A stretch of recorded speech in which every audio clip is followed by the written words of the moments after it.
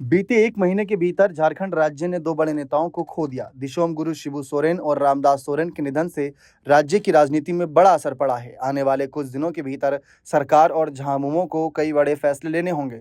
शिबू सोरेन के निधन के बाद राज्यसभा की सीट खाली हो गई है। वहीं राज्य के शिक्षा मंत्री रामदास सोरेन के निधन से कैबिनेट में भी एक जगह खाली है। झामुमो सूत्रों के अनुसार आने वाले समय में रामदास सोरेन के बड़े पुत्र सोमेश चंद्र सोरेन को कैबिनेट में उनकी जगह मिल सकती है।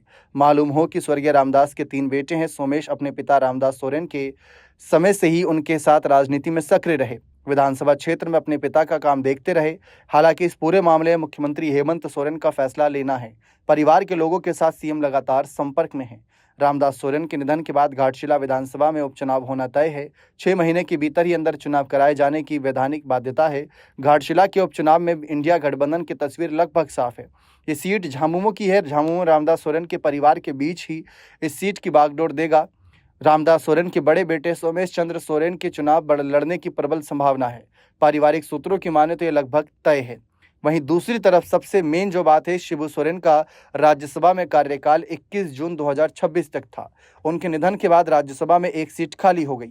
राज्यसभा का चुनाव होता है तो झामुमो के अंदर कई नेता रेस में होंगे। शिबू सोरेन जैसे कद्दावर नेता की जगह पार्टी को नाम तय करने होंगे। झामुमो की कोशिश होगी कि ऐसे उम्मीदवार का चयन हो जिससे एक पॉलिटिकल मैसेज भी जाए। पार्टी कैडर और शिबू सोरेन के नज़दीक रहे लोगों को मौका मिल सकता है, लेकिन किसे मौका मिलेगा ये सोचने वाली बात है।